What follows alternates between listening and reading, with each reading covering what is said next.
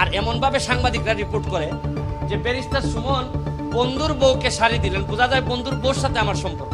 Barrister Suman জাকাতের শাড়ি বন্ধুর বউকে উপহার দিলেন, এরকম একটি খবর ছড়িয়ে পড়েছে সামাজিক যোগাযোগ মাধ্যমে।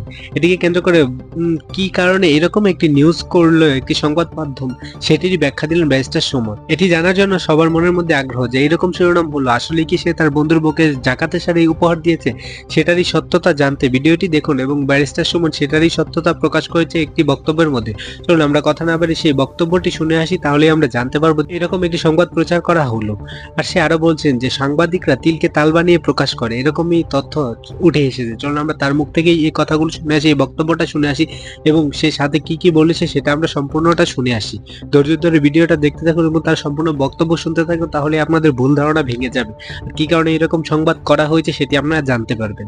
চলুন সেই ভিডিওটি আমরা দেখে আসি। আমি এমপি হিসাবে প্রতি